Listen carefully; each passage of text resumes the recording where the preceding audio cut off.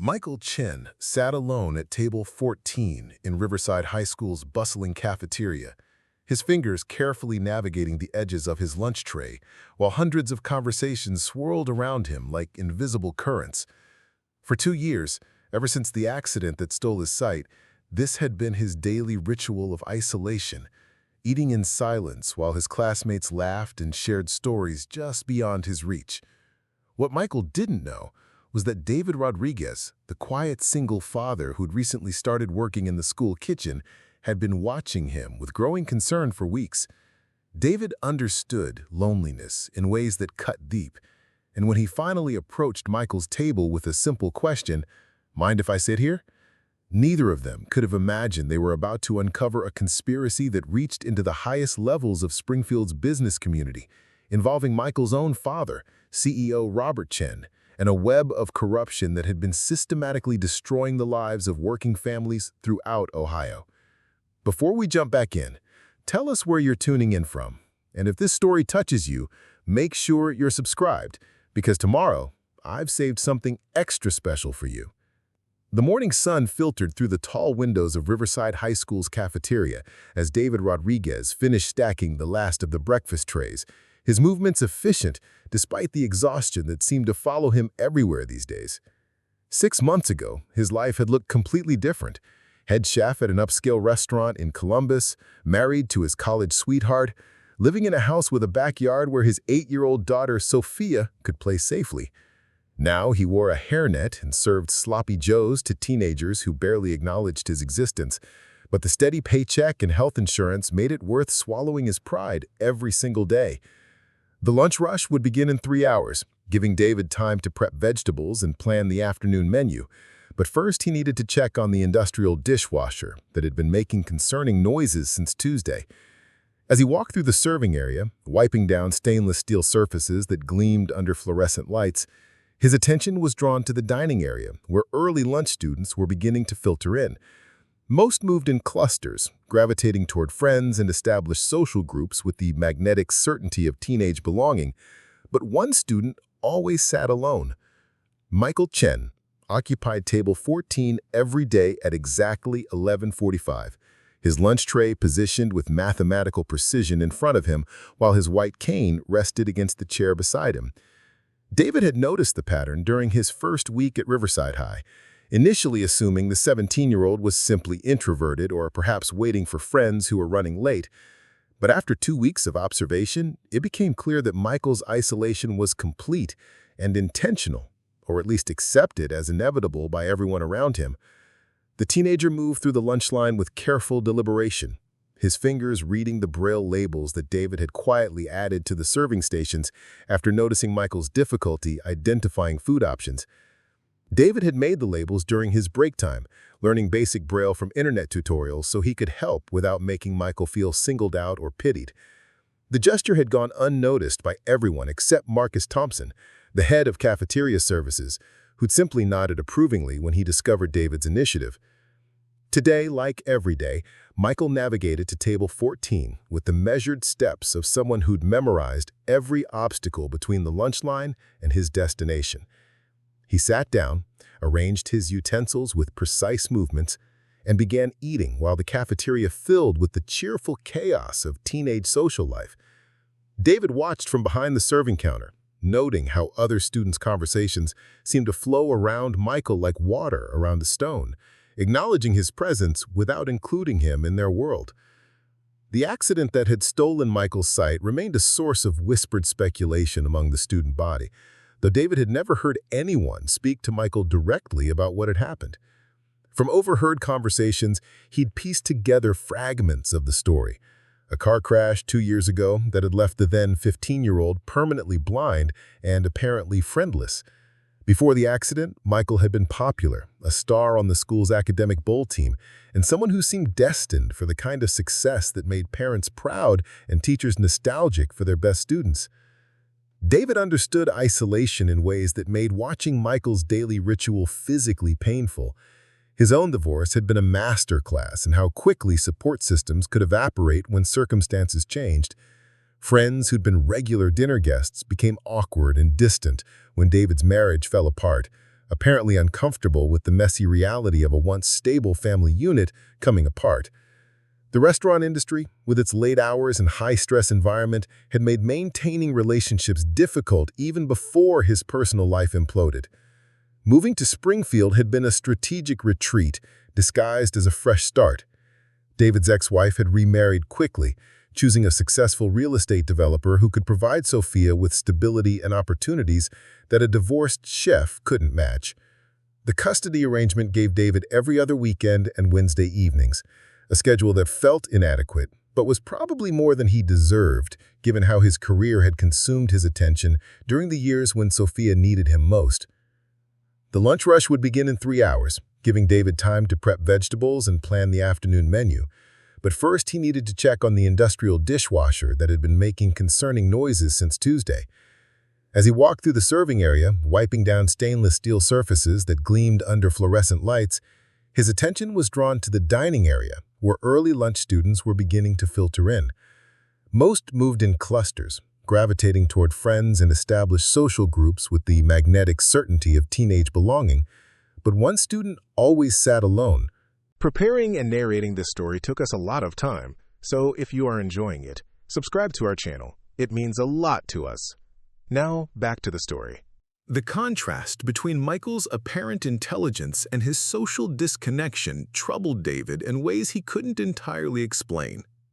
During the brief interactions they'd had at the lunch counter, Michael had been polite and articulate, displaying none of the attitude or resentment that might be expected from someone dealing with such a significant life change.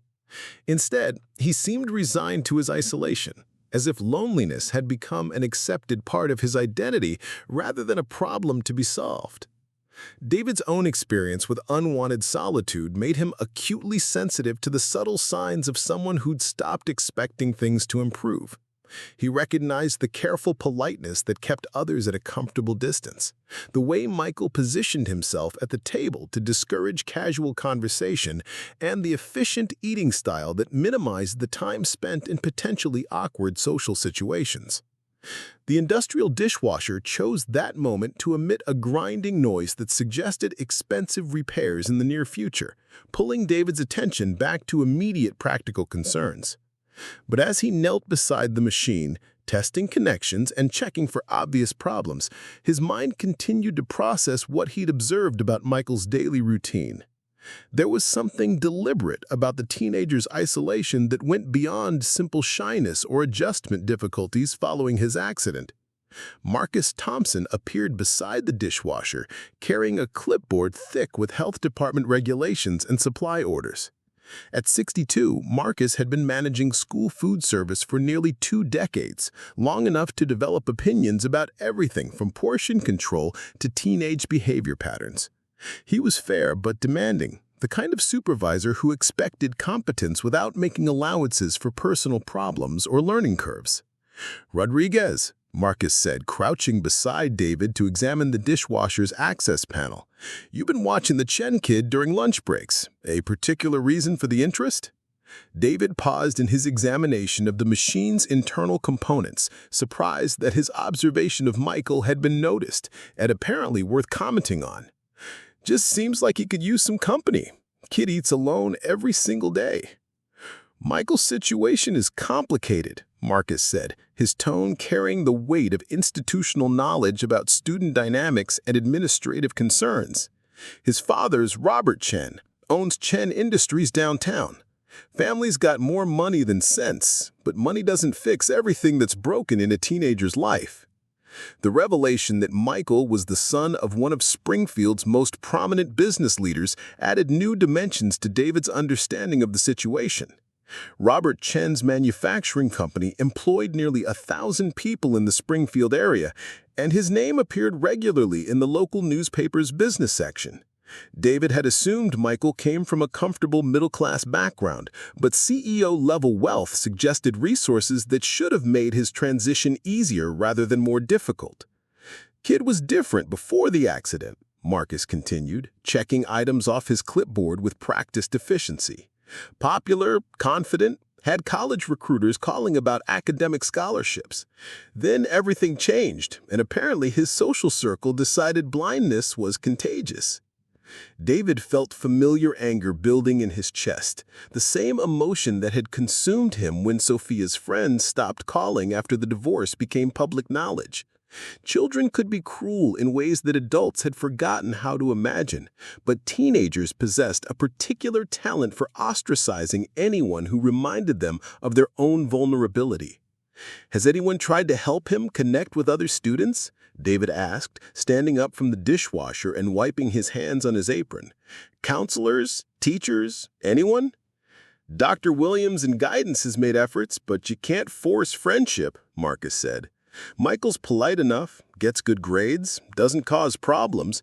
From the administration's perspective, he's managing his situation adequately." The phrase "managing adequately" struck David as particularly hollow when applied to a 17-year-old's social development. Adequate management might suffice for industrial equipment or budget allocations, but human beings required more than simple functionality to thrive. Michael wasn't just managing his circumstances, he was enduring them with the kind of quiet resignation that suggested he'd stopped believing improvement was possible. David's own experience with institutional indifference during his divorce proceedings had taught him that adequate management often meant abandoning people to cope with problems that seemed too complicated or time-consuming to address properly. Social workers had managed his custody case adequately, restaurant managers had managed his work schedule adequately, and Sofia's school had managed the transition adequately. None of this adequate management had addressed the underlying human needs that made the situation devastating for everyone involved. The dishwasher emitted another concerning noise, followed by a mechanical shudder that suggested the morning's problems were just beginning. David opened the access panel wider, revealing components that looked like they'd been installed during the previous decade without adequate maintenance since then. This was going to require more than basic troubleshooting, and the lunch rush would begin in less than 3 hours. "I'll call the repair service," Marcus said, noting David's expression as he examined the machine's interior. "Meantime, we'll have to manage with hand washing if this thing completely dies before they get here." As Marcus walked away to make the necessary phone calls, David found himself thinking about management again, specifically about the difference between managing problems and actually solving them. The dishwasher would receive professional attention because its breakdown threatened the cafeteria's ability to function, but Michael's isolation would continue being managed rather than addressed because it didn't disrupt institutional operations. The lunch crowd began filtering into the cafeteria earlier than usual, prompted by a shortened class schedule that David hadn't been informed about until students started appearing at the serving stations.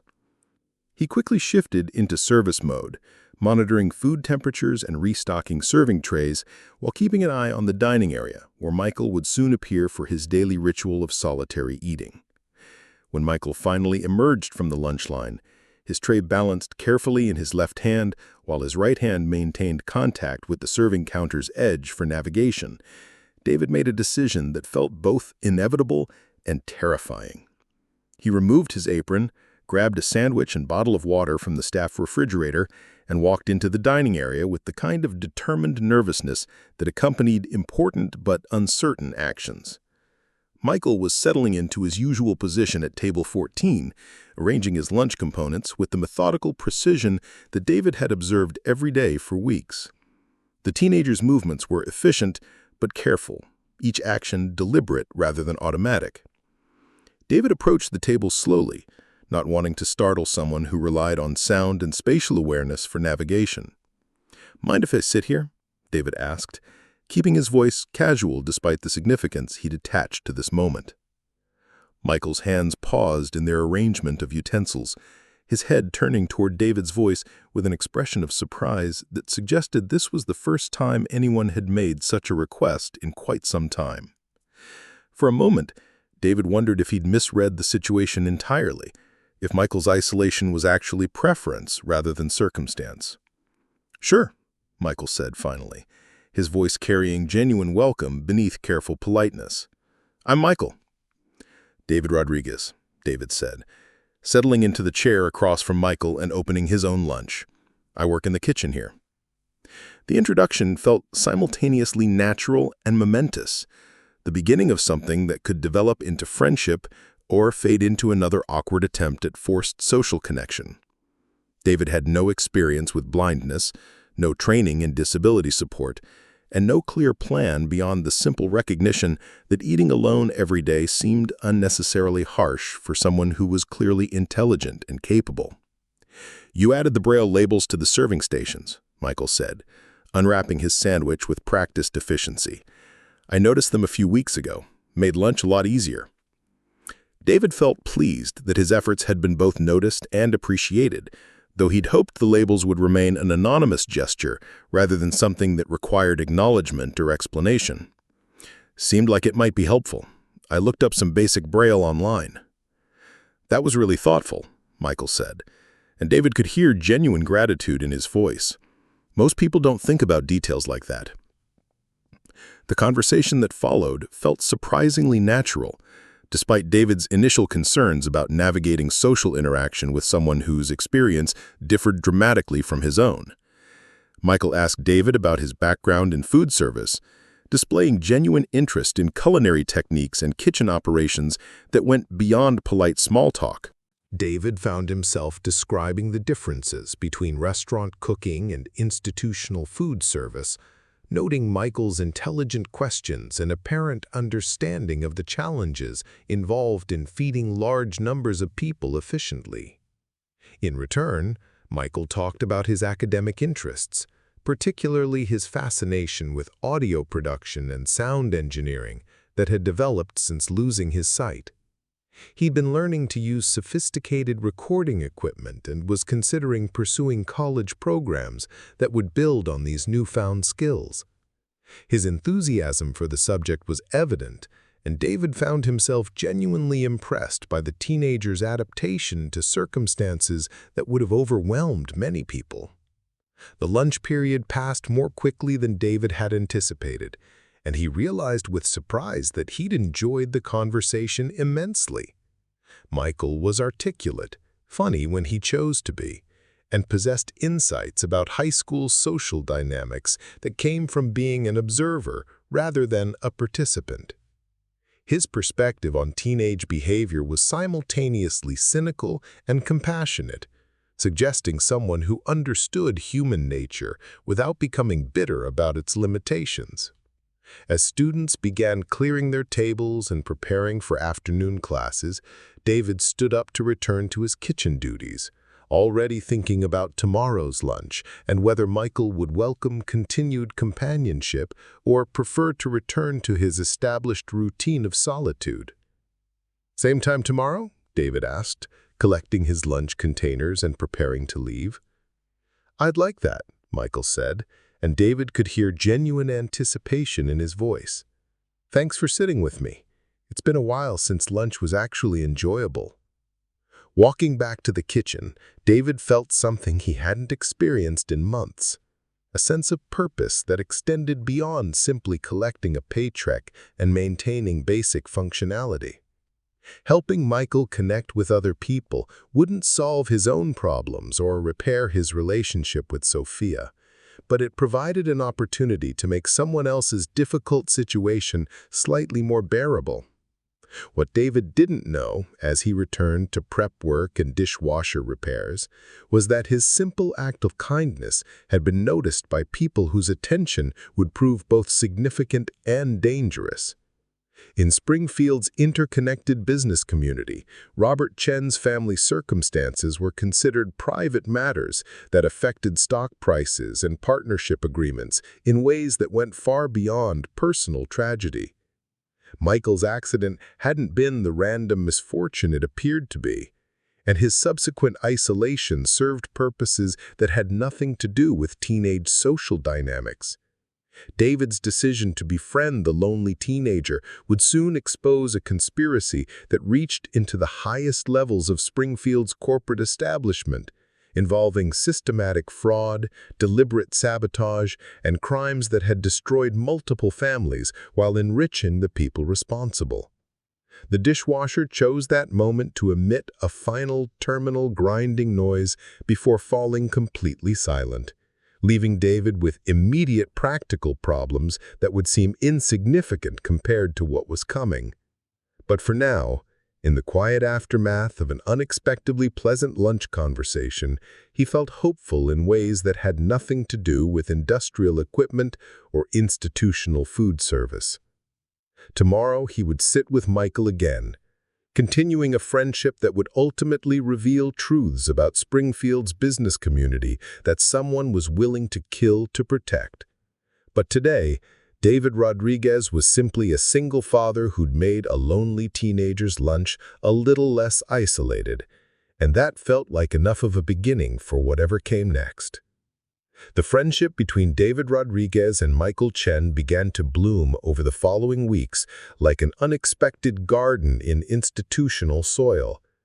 Every day at 11:45, David would finish his morning prep work, grab lunch from the staff area, and join Michael at table 14 for conversations that ranged from cooking techniques to philosophy, from audio engineering to the peculiar social hierarchies that governed high school life.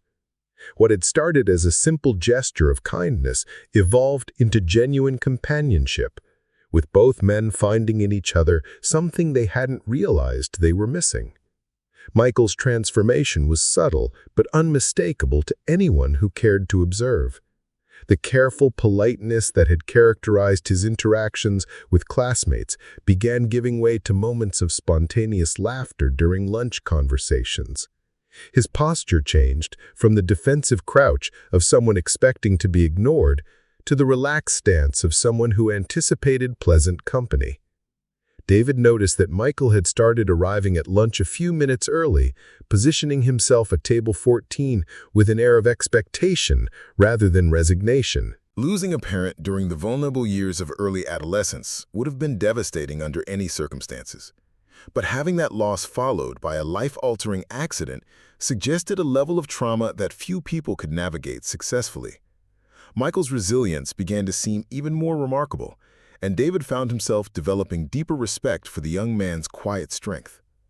During their lunch conversations, Michael occasionally mentioned his father in passing, usually in the context of explaining why he couldn't participate in after-school activities or weekend events. Robert Chen's schedule was apparently demanding and unpredictable, requiring Michael to maintain flexibility that often conflicted with typical teenage social opportunities. David began to understand that Michael's isolation wasn't entirely self-imposed. His father's career demands had created practical barriers to normal social development that the accident had simply made more pronounced.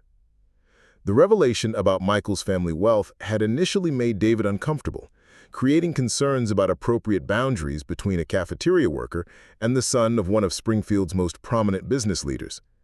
But Michael never displayed any awareness of social hierarchy or economic differences, treating David with the kind of genuine respect that suggested character rather than politeness. Their conversations felt natural and unforced, marked by the easy rapport that develops between people who genuinely enjoy each other's company.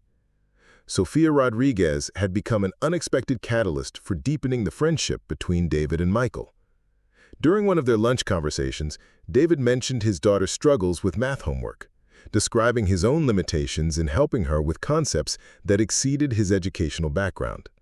Michael immediately offered to help, explaining that he'd been tutoring other students before his accident and still enjoyed working through mathematical problems.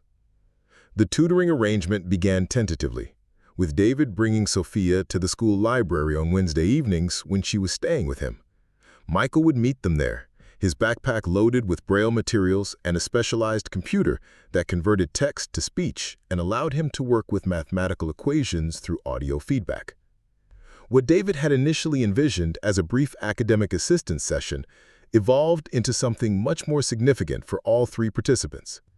Sofia, who had been struggling with the social adjustments that accompanied her parents' divorce, immediately connected with Michael in ways that surprised and delighted David. She seemed completely unintimidated by his blindness, asking direct questions about how he navigated daily activities with the kind of innocent curiosity that adults found uncomfortable, but that Michael appeared to welcome. Her 8-year-old perspective treated his adaptations as interesting rather than tragic, and her enthusiasm for learning was infectious. Michael, in turn, discovered that he had a natural talent for explaining complex concepts in simple terms, breaking down mathematical problems into manageable steps that built confidence rather than frustration. Sofia's progress was dramatic and immediate, but more importantly, she began looking forward to their Wednesday evening sessions with obvious excitement. David watched these interactions with growing amazement, seeing his daughter's confidence rebuild while Michael rediscovered his sense of purpose and capability. The library sessions also provided David with opportunities to observe Michael in different contexts, noting how the teenager navigated the building's layout with increasing confidence and how other students reacted to his presence. Most were politely indifferent, acknowledging him with brief nods or greetings, but making no effort to engage in conversation. A few seemed actively uncomfortable, hurrying past as if blindness were somehow contagious or threatening to their own sense of security. But David also noticed something more troubling during these evening visits. On several occasions, he observed groups of students who seemed to be deliberately monitoring Michael's movements through the library, positioning themselves where they could watch him without appearing to do so. Their behavior felt less like curiosity and more like surveillance, though David couldn't determine what they might be looking for or why Michael's activities would warrant such attention. The surveillance became more obvious during the fourth week of their library meetings, when David noticed the same 3 students appearing consistently near wherever Michael was working. Tommy Sullivan, Jake Morrison, and Brett Phillips were seniors who'd been in Michael's class before the accident, and their presence seemed too coincidental to be accidental. David mentioned the observation to Michael, who initially dismissed it as paranoid thinking, but eventually acknowledged that he'd been aware of their proximity for several days. "They used to be my friends," Michael said quietly as they walked to David's car after the tutoring session. "Before the accident, we hung out all the time. Tommy and I were planning to room together at Ohio State if we both got accepted." "What happened after the accident?" David asked, though he suspected he already knew the answer from his own experience with fair-weather friendships. "At first, they visited me in the hospital and seemed genuinely concerned," Michael said, his voice carrying the careful neutrality that David had learned to recognize as a sign of emotional protection. "But once I came home and it became clear that my vision wasn't coming back, the visits became less frequent. Eventually, they stopped coming altogether." The pattern was depressingly familiar to David, who'd watched his own social circle evaporate when his marriage collapsed and his professional situation became precarious. People were generally willing to provide support during temporary crises, but permanent changes that required ongoing adaptation seemed to exhaust most people's capacity for sustained friendship. Michael's blindness represented a fundamental alteration in the dynamics of his relationships, and apparently his former friends had decided the adjustment was too complicated to navigate. "Do you think they're watching you for a specific reason?" David asked, unlocking his car and helping Sofia with her seatbelt while Michael folded his white cane and settled into the passenger seat. "I don't know," Michael said, but something in his tone suggested he had suspicions he wasn't ready to share. "Maybe they're just curious about how I'm managing. Or maybe they feel guilty about abandoning me and don't know how to approach the situation." David sensed there was more to the story than Michael was revealing, but he didn't want to push for information that might damage the trust they'd been building. Instead, he filed the observation away as something to monitor, particularly since Sofia would be spending time in the same library where the surveillance was occurring. The breakthrough in understanding Michael's situation came unexpectedly during the 5th week of their friendship, when David arrived at work to find the teenager waiting beside the cafeteria staff entrance with obvious distress written across his features. Michael's usual composure had been replaced by agitation that manifested in nervous hand movements and frequent adjustments to his backpack position. He appeared to have been waiting for some time, and his relief when David appeared was palpable. "I need to talk to someone," Michael said without preamble, his voice carrying urgency that David had never heard before. "Something's happening that I don't understand, and I think it might be dangerous." David quickly unlocked the cafeteria and guided Michael to the staff break room, where they could talk privately before the morning rush began. Michael's distress was evident in every aspect of his body language, from his rapid breathing to the way his hands trembled slightly as he tried to organize his thoughts into coherent explanation. "My father's been acting strange lately," Michael began, settling into one of the break room's uncomfortable plastic chairs. "Really strange, like he's worried about something but doesn't want me to know what it is. He's been taking phone calls at weird hours and speaking in a language I don't recognize. And yesterday, I overheard him arguing with someone about money and contracts." David poured coffee from the staff machine and set it beside Michael, noting how the teenager's usually steady hands wrapped around the cup like he was seeking physical warmth despite the cafeteria's adequate heating. The behavior suggested emotional rather than physical cold, the kind of deep unease that came from sensing danger without being able to identify its source. "What kind of argument?" David asked, settling into the chair across from Michael and keeping his voice gentle despite his growing concern about where this conversation might lead. "Something about accounts being audited and payments that weren't supposed to be traceable," Michael said, his voice dropping to barely above a whisper despite the empty break room. "And there was mention of someone named Parker who apparently made promises that he can't keep. My father sounded scared, which is something I've never heard before." The name Parker triggered a vague recognition in David's memory, although he couldn't immediately place where he'd encountered it. Springfield's business community was relatively small, and names circulated regularly through local news coverage and casual conversation, but this particular reference felt significant in ways he couldn't yet articulate. "Has your father's behavior changed in other ways?" David asked, trying to help Michael process his observations systematically, rather than allowing anxiety to overwhelm his analytical abilities. "He's been working later than usual, which didn't seem unusual at first, because Chen Industries is always busy," Michael said, pausing to drink coffee that seemed to provide some steadying influence. "But last week, he started insisting that I ride the bus to school instead of having our driver pick me up. He said it was about building independence, but the timing felt strange." David filed this information alongside his observations about the surveillance Michael had been experiencing from his former friends. The convergence of unusual behaviors and increased attention suggested patterns that went beyond coincidental timing, although he couldn't yet determine what those patterns might indicate. "Have you noticed anything different about how other people are treating you?" David asked, thinking specifically about Tommy Sullivan and his friends, but wanting to encourage Michael to share his own observations rather than leading him toward predetermined conclusions. Michael's expression shifted, and David could see recognition dawn across his features as he connected dots that had previously seemed unrelated. "Actually, yes. Tommy and Jake have been showing up places where I normally go, the library, the coffee shop where I sometimes study, even the bus stop near our house. At first I thought it was coincidental, but it's been happening too regularly to be accidental." The confirmation of David's surveillance observations added weight to his growing concerns about Michael's safety. Teenage behavior was often unpredictable and sometimes cruel, but systematic monitoring suggested purpose beyond casual bullying or guilt-driven curiosity. Combined with Robert Chen's apparent stress and secretive phone conversations, the situation was beginning to feel genuinely threatening. "Michael," David said carefully, "I need to ask you something that might sound strange.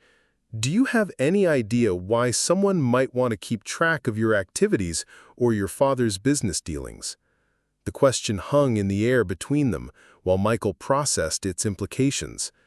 David could see the teenager working through possibilities, his analytical mind grappling with scenarios that transformed ordinary teenage social dynamics into something more sinister and complex. "I don't know," Michael said finally, but his tone suggested he was beginning to suspect possibilities that frightened him. "But there's something else I haven't told you. The accident that took my sight? I've always had questions about whether it was really accidental." David felt ice forming in his stomach as Michael's revelation shifted the entire context of their conversation. Traffic accidents were, unfortunately, common, particularly among teenage drivers, but deliberate harm disguised as accidental injury represented a level of malice that David wasn't prepared to contemplate. "What kind of questions?" David asked, though he dreaded hearing the answer. "The police report said I hit a patch of ice and lost control, But the accident happened in September, when the roads were completely dry, Michael said, his voice gaining strength as he finally articulated suspicions he'd apparently been carrying for 2 years. The investigating officer seemed satisfied with the ice explanation, but I remember the steering wheel jerking to the right, like something had been activated remotely. The description of steering mechanism failure triggered technical knowledge that David had accumulated during his years in the restaurant industry, where he'd become familiar with various types of equipment sabotage and deliberate mechanical failure. Automotive systems could be manipulated by people with the right knowledge and motivation, though proving such manipulation after the fact was nearly impossible without sophisticated forensic analysis. Did anyone investigate the possibility of mechanical sabotage? David asked, though he suspected he already knew the answer based on Michael's tone and the apparent ease with which the ice explanation had been accepted. My father hired a private investigator to examine the car after the accident, but the investigator concluded that the damage was consistent with weather-related loss of control. At the time, I was dealing with the reality of permanent blindness and learning to navigate basic daily activities, so I didn't push for more detailed analysis. David understood how overwhelming the immediate aftermath of such trauma would have been, making it nearly impossible to focus on abstract questions about causation when survival required all available emotional and physical resources. But 2 years of recovery had apparently provided Michael with enough distance to recognize inconsistencies that had been obscured by initial shock and adjustment challenges.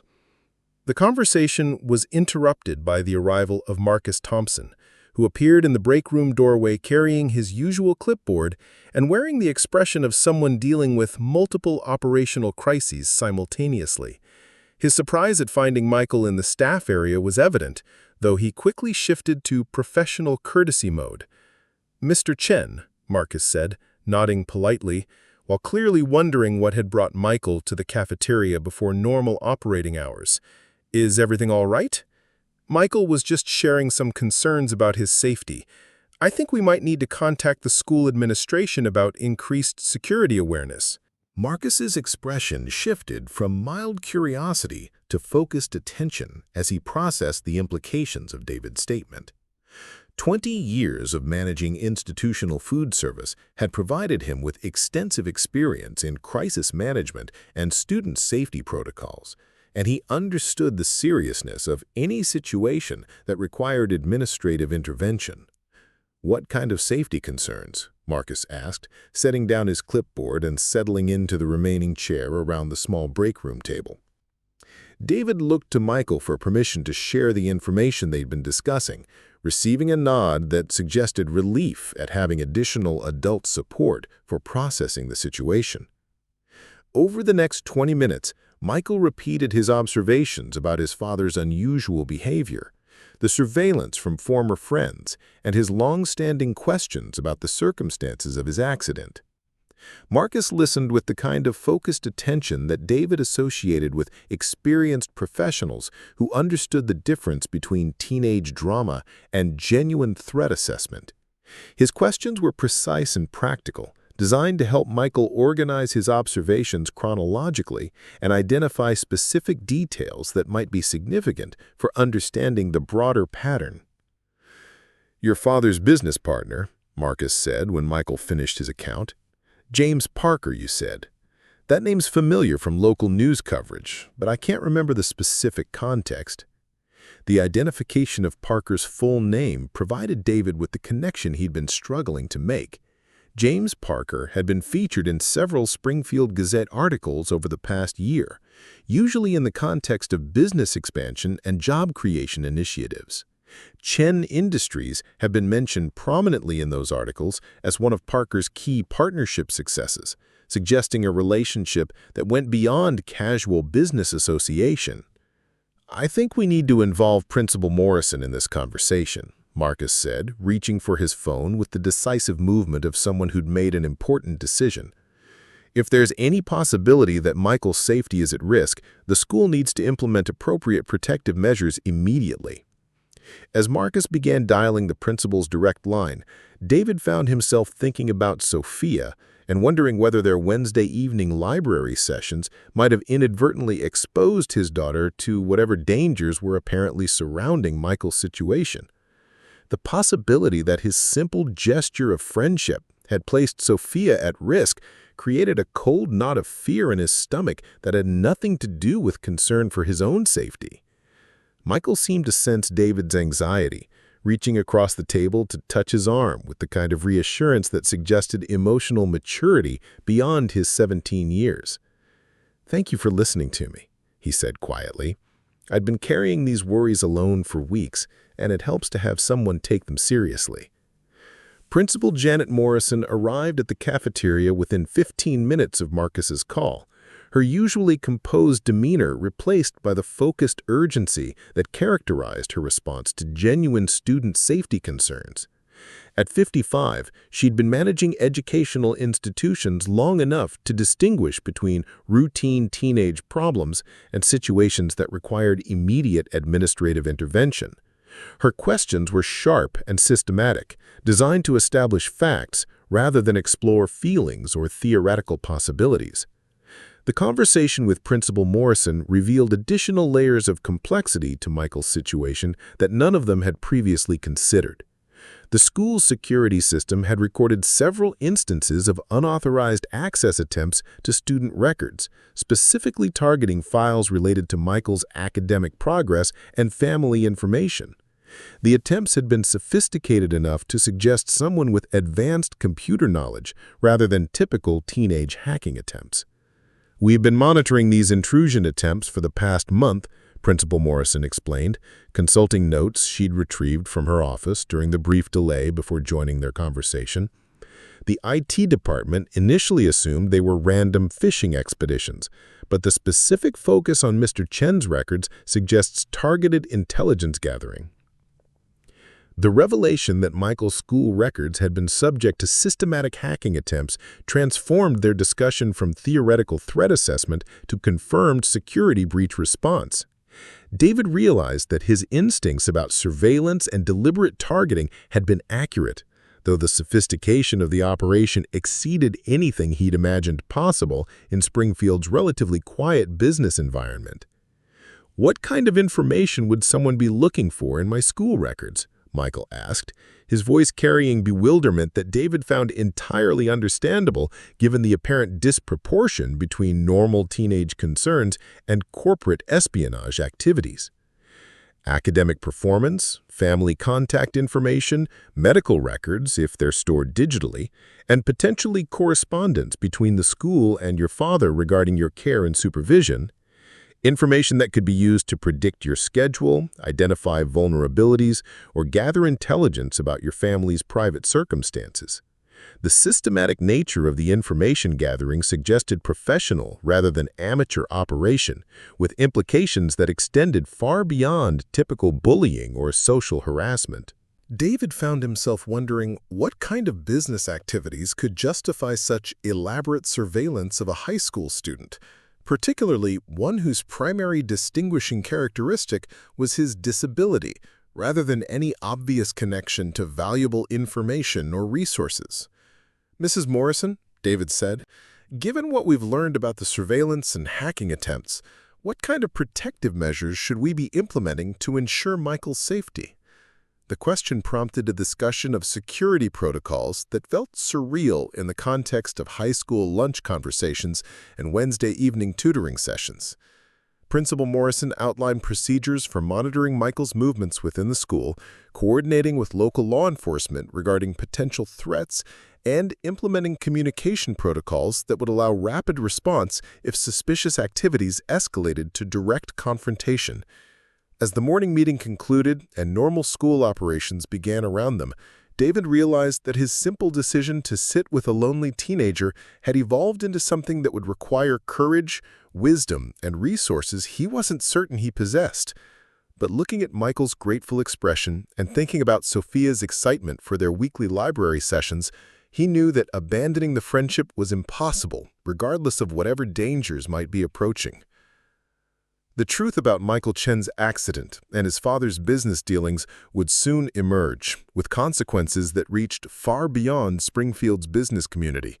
But for now, David Rodriguez was simply a single father who'd chosen to stand beside a young man who needed an ally more than he needed protection from whatever storms were gathering on the horizon. The Springfield Police Department's downtown headquarters occupied a brick building that had been constructed during the 1960s with the institutional aesthetic that prioritized function over form.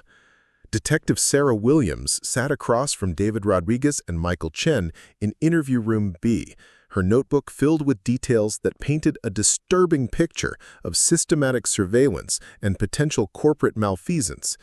At 43, Detective Williams had spent 15 years investigating financial crimes and understood how seemingly isolated incidents often revealed broader patterns of criminal activity. "Let me make sure I understand the timeline correctly," Detective Williams said, consulting her notes while maintaining eye contact with Michael despite his inability to see her expressions. "Your accident occurred in September 2 years ago, under circumstances that don't match the official weather report. Since then, you've been experiencing social isolation that seemed natural given your adjustment challenges, but recently you've noticed former friends conducting surveillance of your activities." Michael nodded, his hands resting calmly on the interview room's metal table, despite the tension that David could see in his shoulders. "The surveillance became obvious about 3 weeks ago, right around the time my father started receiving those strange phone calls and acting nervous about business matters he'd never discussed with me before." Detective Williams made additional notes, her pen moving with the practiced efficiency of someone who'd conducted hundreds of similar interviews. "Mr. Rodriguez, you work in the school cafeteria and have no prior connection to the Chen family or Chen Industries. What motivated you to get involved in this situation?" David had been expecting this question since Principal Morrison had insisted they contact law enforcement, but articulating his motivations felt more complex than he'd anticipated. "Michael was eating alone every day, and I recognized the signs of someone who'd been abandoned by people who should have supported him through difficult circumstances. I've been through my own version of that experience, and I couldn't watch it happen to someone else without at least trying to help." The detective's expression suggested appreciation for David's honesty, though her professional demeanor remained carefully neutral.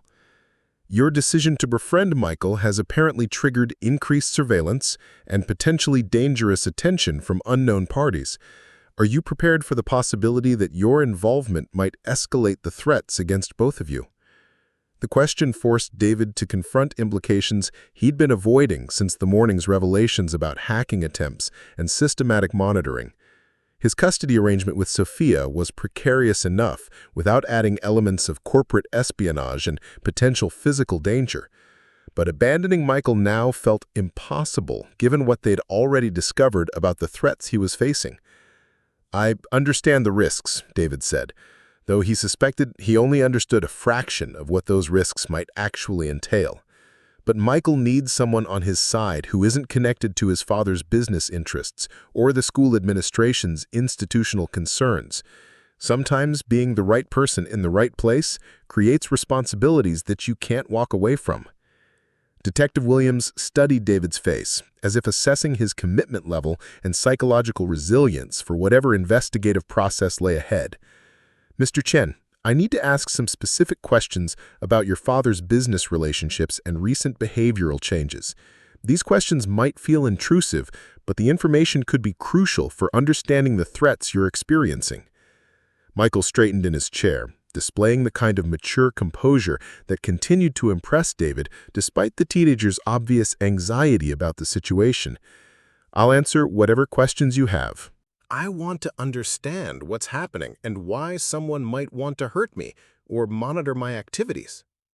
Over the next hour, Detective Williams methodically explored the details of Robert Chen's business operations, his partnership with James Parker, and the specific changes Michael had observed in his father's behavior over the past month.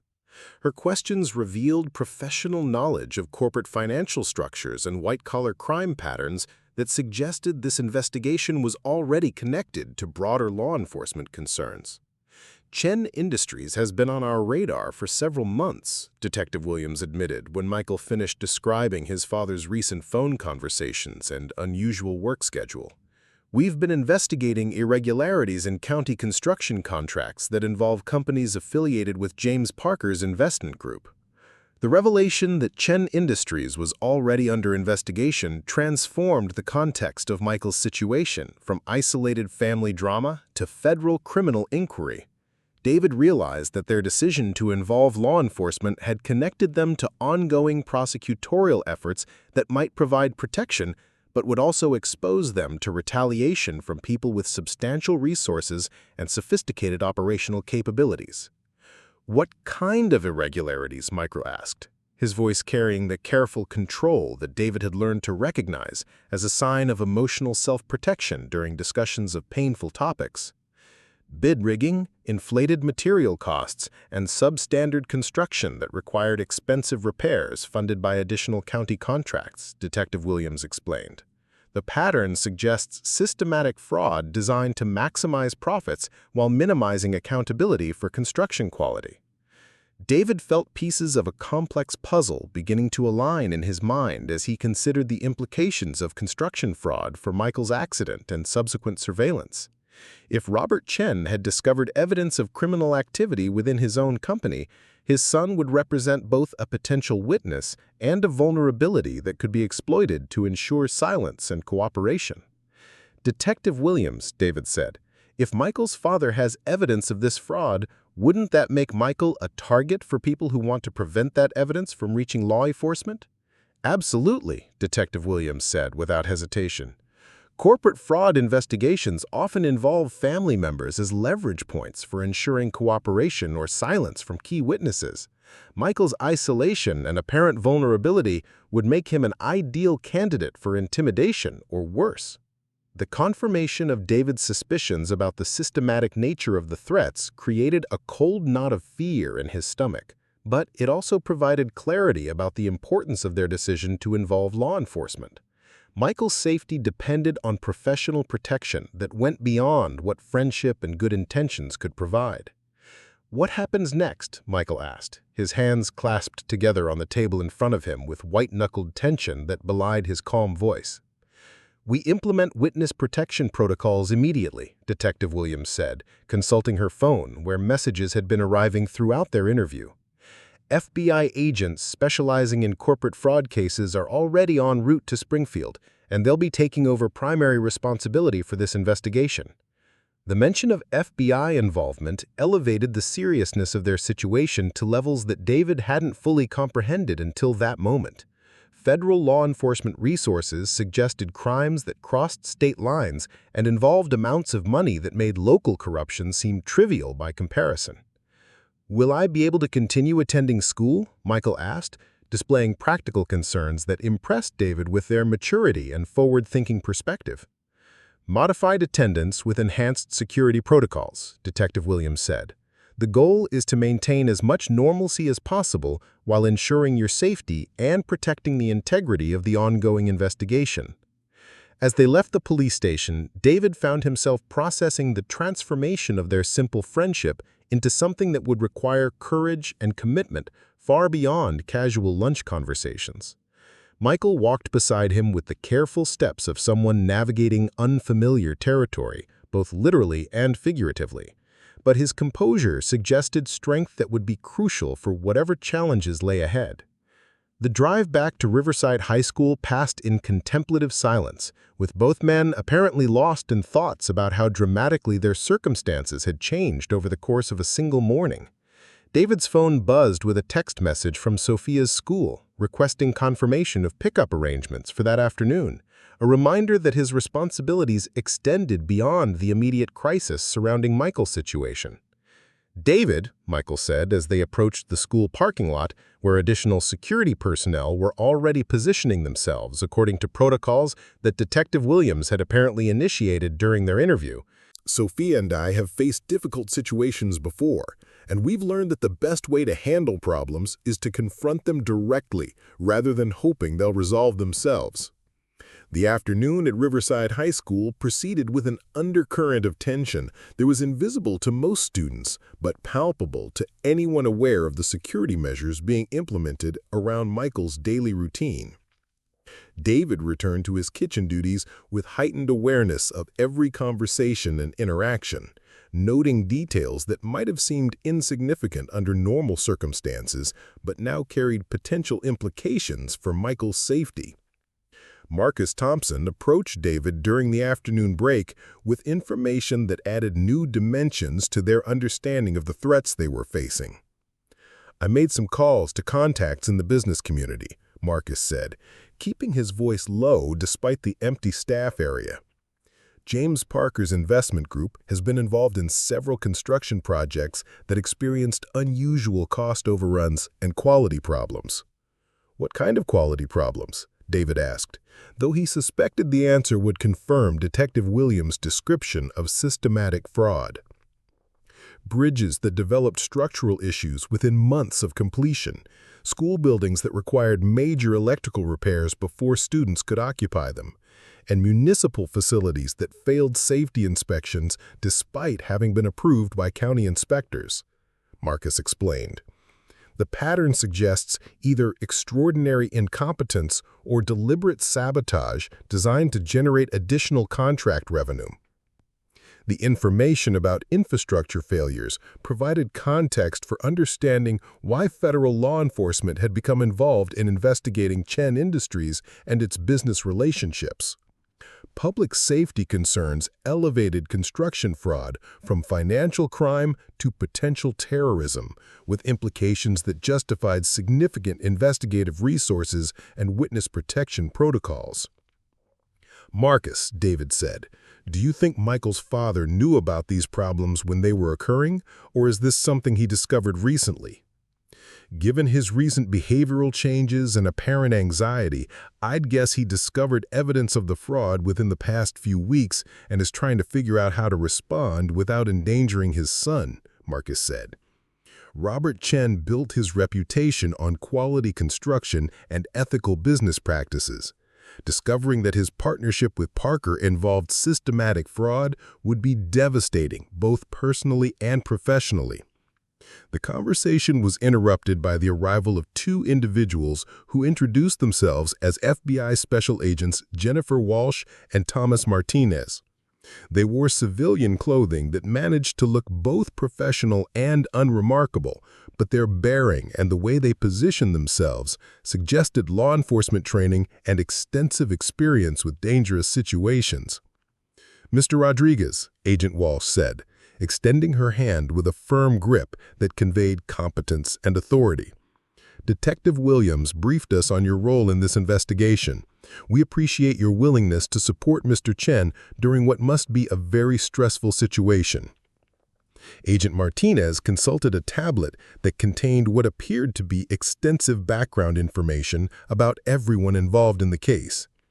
"We've been investigating the Parker Investment Network for 18 months, and Michael Chen's situation provides crucial evidence for understanding how the organization maintains control over potential witnesses and whistleblowers.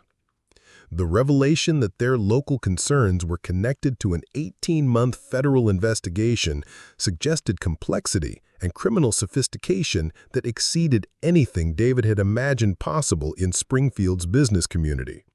He began to understand why Detective Williams had taken their concerns seriously and why witness protection protocols were being implemented so rapidly.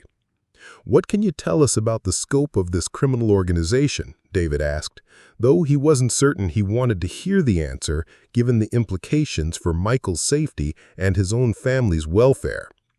"Multi-state construction fraud involving approximately $50 million in inflated contracts and substandard materials," Agent Walsh explained.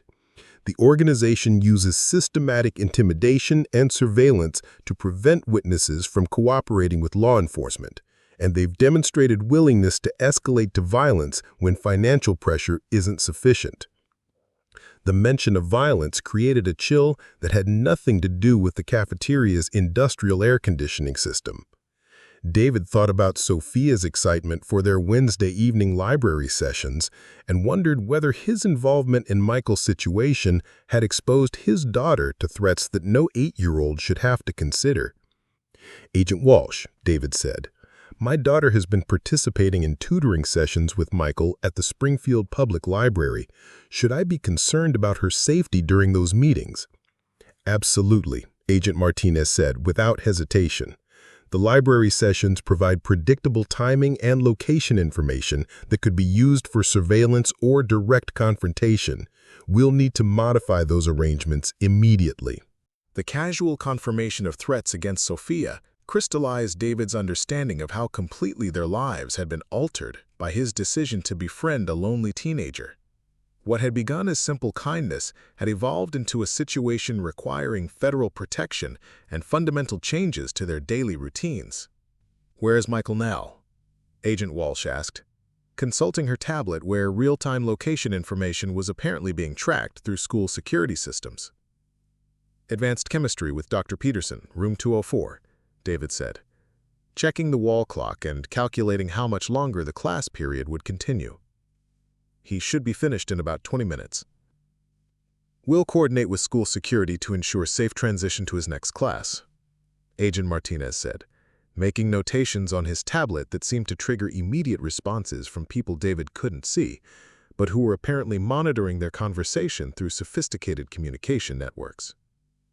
The rest of the afternoon passed in a blur of surveillance detection, secure transportation procedures, and emergency response protocols that seemed more appropriate for international espionage than high school friendship support.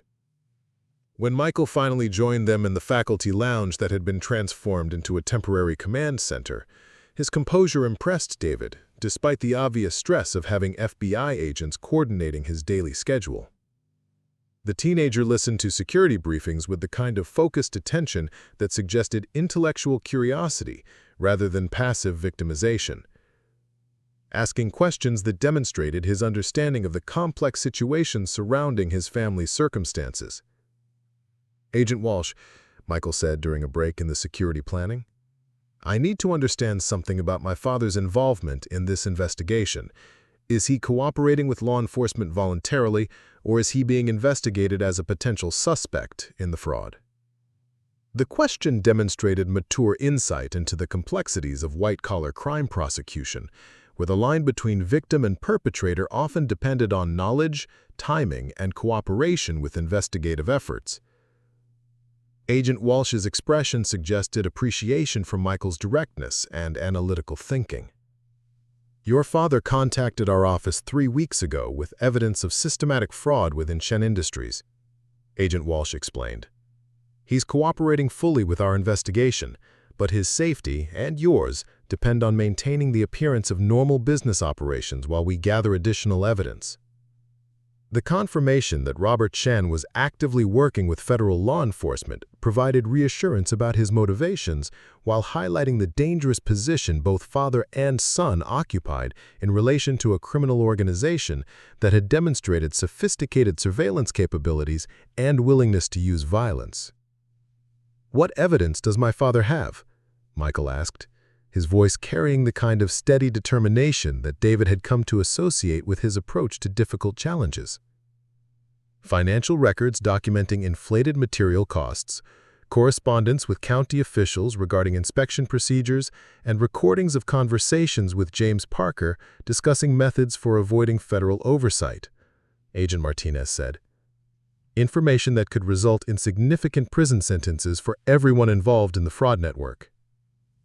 The scope of evidence that Robert Chen had apparently gathered suggested both courage and thorough preparation for cooperating with law enforcement. David realized that Michael's father had been protecting his son not through emotional distance, but by ensuring that their family would be positioned as prosecution witnesses rather than defendants when the investigation reached its conclusion. As evening approached and the school building emptied of students and staff, David found himself contemplating the transformation of his life from simple routine to complex federal investigation. Sofia would need to be briefed on new safety protocols. Their Wednesday evening tutoring sessions would require secure locations and federal supervision, and his own daily schedule would be coordinated with law enforcement personnel who understood threats that he was only beginning to comprehend. But looking at Michael's grateful expression and thinking about the courage required for Robert Chen to risk everything by cooperating with federal investigators, David knew that his decision to offer friendship had connected him to something larger and more important than personal safety or convenience. Sometimes ordinary people found themselves in extraordinary circumstances that demanded extraordinary responses, and retreating from those circumstances wasn't an option for people who wanted to live with integrity and purpose. The evening briefing with FBI agents would provide additional details about the protection protocols and investigation timeline, but David already understood that the next several months would test his courage, judgment, and commitment in ways that no amount of preparation could anticipate. Michael Chen had needed a friend, and David Rodriguez had needed a purpose that extended beyond institutional food service and custody arrangements. What neither of them had anticipated was that their friendship would become the catalyst for exposing criminal activity that threatened public safety and corrupted fundamental institutions that communities depended on for honest governance. But as they prepared to face whatever challenges lay ahead, David felt confident that some fights were worth the risks they entailed, particularly when those fights protected innocent people from sophisticated predators who used vulnerability as a weapon against anyone who threatened their illegal profits. The Springfield Federal Courthouse buzzed with activity as FBI agents coordinated the final phase of Operation Cornerstone, the 18-month investigation that had culminated in simultaneous arrests across 3 states. David Rodriguez stood beside Michael Chen in the witness preparation room, both men wearing the formal attire that federal prosecutors had requested for their testimony before the grand jury. The past 6 weeks had transformed their friendship from casual lunch conversations to a partnership that had helped expose systematic corruption affecting thousands of families throughout the Midwest. Robert Chen sat across from them, his usual corporate composure replaced by the exhausted relief of someone who'd carried dangerous secrets for too long. The CEO who'd built Chen Industries from nothing over 2 decades had risked everything by gathering evidence against James Parker's criminal network, knowing that his cooperation with federal law enforcement might cost him his business, his reputation, and potentially his life. But looking at his son's determined expression, Robert understood that some principles were worth any personal sacrifice. "Michael," Robert said, reaching across the table to squeeze his son's hand with genuine affection that had been strained by months of necessary secrecy, "I need you to know that every decision I made over the past year was motivated by wanting to protect you while doing the right thing about the corruption I discovered." Michael nodded, his understanding evident despite the emotional complexity of learning that his father had been living with federal investigators while maintaining the appearance of normal business operations. "Dad, I'm proud of what you did. It took incredible courage to risk everything for the truth." The reconciliation between father and son had been facilitated by family counselors who specialized in helping crime victims rebuild relationships damaged by the stress and secrecy of federal investigations. Dr. Jennifer Liu had worked with them over the past month to address the communication barriers that had developed when Robert's cooperation with law enforcement required him to distance himself emotionally from Michael while gathering evidence against Parker's organization. "The hardest part was watching you struggle with loneliness and thinking that I didn't care about your welfare," Robert said, his voice carrying the weight of parental guilt that no amount of rational justification could completely alleviate. "But involving you in the investigation would have put you in even greater danger than the isolation you were already experiencing." David listened to the family's reunion with deep satisfaction, understanding now that his friendship with Michael had provided crucial emotional support during a period when federal security requirements prevented normal father-son relationship dynamics. The tutoring sessions with Sofia had given Michael purpose and connection during months when his family relationships were necessarily constrained by prosecutorial strategy and witness protection protocols. Assistant U.S. Attorney Sarah Chen entered the preparation room carrying files that contained the culmination of the most successful public corruption prosecution in Ohio's recent history. At 38, she'd built her reputation on complex white-collar cases that required meticulous attention to financial details and sophisticated understanding of criminal organizations that operated through seemingly legitimate business structures. "Gentlemen," Prosecutor Chen said, settling at the head of the conference table with the confident demeanor of someone who'd prepared thoroughly for this moment. "Your testimony today will complete the evidentiary foundation for charges that include racketeering, conspiracy, fraud, and attempted murder. James Parker and 6 members of his organization are facing combined sentences of over 300 years in federal prison." The mention of attempted murder charges created a moment of silence as everyone contemplated how close Michael had come to being killed in what would have appeared to be a random traffic accident. The forensic analysis of his car's steering mechanism had revealed sophisticated sabotage that could have been detected only through the kind of detailed examination that wouldn't normally be conducted for typical teenage driving accidents. "The sabotage of Michael's car was designed to look like driver error," Prosecutor Chen said, consulting detailed technical reports that had been prepared by federal automotive forensic specialists. Parker's organization employed a former military explosive expert who specialized in creating mechanical failures that appeared to be accidents or equipment malfunctions. David felt cold anger building in his chest as he processed the deliberate nature of the attack on Michael. The teenager's blindness hadn't been the result of tragic circumstances beyond anyone's control. It had been a calculated attempt to eliminate someone whose family connections might threaten criminal operations worth tens of millions of dollars. "Why target Michael specifically?" David asked, though he suspected the answer involved Robert Chen's position within the construction industry and his access to information that could expose systematic fraud. Robert was becoming suspicious about cost overruns and quality problems in projects involving Parker's companies, Prosecutor Chen said. Rather than risk having him investigate further or report his concerns to regulatory authorities, Parker decided to create leverage by harming Robert's son while making it appear accidental. The strategy was coldly logical from a criminal perspective, transforming a potential whistleblower into a grieving father who would be unlikely to pursue investigations that might endanger his disabled child. Michael's isolation at school had been carefully orchestrated to reinforce his vulnerability and his father's sense of helplessness about protecting him. "The surveillance you noticed was designed to gather intelligence about Michael's daily routines and emotional state," Prosecutor Chen continued.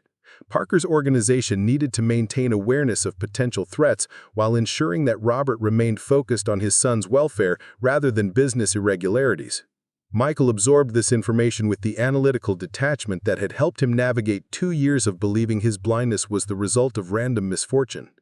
Learning that his disability had been deliberately inflicted required fundamental restructuring of his understanding about human nature and the lengths to which people would go to protect illegal profits." "How many other families were affected by Parker's organization?" Michael asked, displaying the kind of concern for broader community welfare that continued to impress David with its maturity and compassion. 43 construction projects across Ohio, Indiana, and Kentucky involved fraudulent practices that resulted in substandard infrastructure and inflated costs. The total financial impact on taxpayers exceeds $85 million, and several bridges and buildings will require complete reconstruction due to safety concerns. The scope of systematic fraud that had been conducted through legitimate business channels highlighted the sophistication of Parker's criminal enterprise and the courage required for Robert Chen to risk everything by cooperating with federal investigators. Public infrastructure that communities depended on for safety and economic development had been deliberately compromised to maximize profits for people who understood that detection was unlikely and prosecution was even less probable.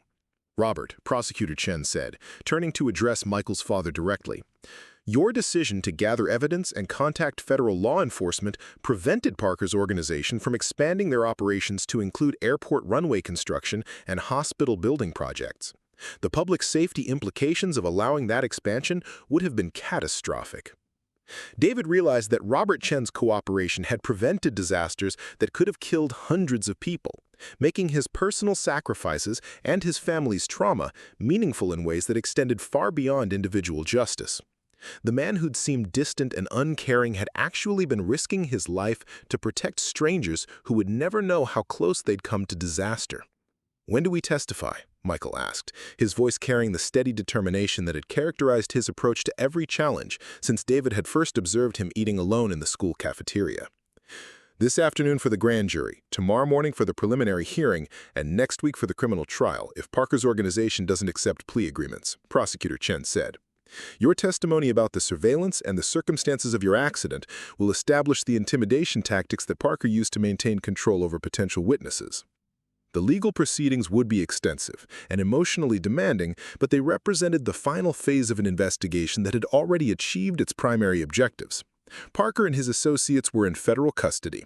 Their assets had been frozen through civil forfeiture procedures, and the construction companies they'd controlled were being restructured under court supervision to ensure honest operations. What happens to Chen Industries after this is over? David asked, concerned about the economic impact on Springfield's business community and the employees who depended on the company for their livelihoods. The company will continue operating under new management structure with enhanced oversight, Roberts said, his voice carrying relief and exhaustion in equal measure. I'll be stepping down as CEO to focus on testifying and related cases, but Michael will inherit a business that's finally free from criminal influence. The transition would be complex and challenging, but it provided Michael with opportunities for meaningful involvement in rebuilding the family company according to ethical principles that honored his grandfather's original vision. David could see excitement building in the teenager's expression as he contemplated using his business inheritance to create positive change in the community that had supported his family for 2 decades. The afternoon grand jury testimony proceeded with the methodical precision that characterized federal prosecutions of complex white-collar crimes. Michael described the surveillance he'd experienced, the circumstances of his accident, and the isolation that had been deliberately maintained to ensure his family's vulnerability to continued intimidation. His composure and articulate responses impressed the grand jurors, who asked detailed questions that demonstrated their understanding of the systematic nature of Parker's criminal operations. David testified about his observations of the surveillance, his decision to befriend Michael, and the security concerns that had prompted their involvement of law enforcement. His perspective as an outside observer who'd recognized patterns of deliberate targeting provided crucial corroboration for the more technical evidence that FBI agents and forensic specialists had gathered over 18 months of investigation. Robert Chen's testimony consumed most of the afternoon. As he described the gradual discovery of fraudulent practices within his own company, his decision to gather evidence despite personal risks, and his cooperation with federal investigators while maintaining the appearance of normal business operations. His detailed knowledge of construction industry practices and financial management provided the foundation for understanding how Parker's organization had been able to operate undetected for so many years. When the grand jury proceedings concluded, all participants understood that formal indictments would be issued within days, and that the criminal trials would begin within months. Parker's organization had been completely dismantled, but the legal process of ensuring appropriate punishment and community restitution would continue for at least another year. The evening celebration at Chen family's home in Springfield provided the first opportunity for genuine relaxation that any of them had experienced since the investigation began.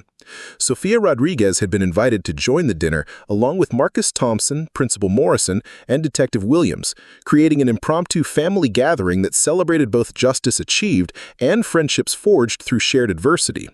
Sofia's excitement about Michael's recovery of his family relationships was infectious, and her 8-year-old perspective helped everyone maintain focus on the positive outcomes rather than dwelling on the trauma and danger they'd all experienced.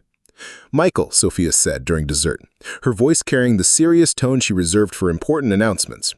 When you take over your dad's company, can you build playgrounds that don't break after 1 year like the one at my school? The question prompted laughter around the dinner table, but it also highlighted the practical benefits of honest construction practices for communities that had been victimized by Parker's systematic fraud. Michael's inheritance would provide him with opportunities to demonstrate that profitable business operations could coexist with ethical practices and community service. I promise, Michael said, his voice carrying genuine commitment to using his business inheritance for positive community impact, that every playground we build will be designed to last for decades and provide safe recreation for kids like you.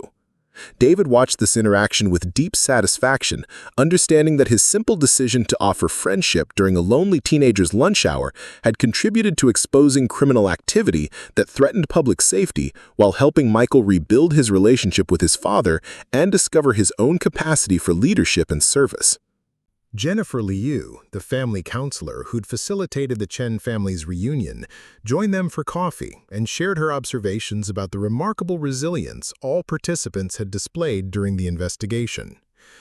Michael's ability to maintain hope and purpose despite extraordinary circumstances demonstrates the kind of character that will serve him well as he assumes greater responsibilities within the family business.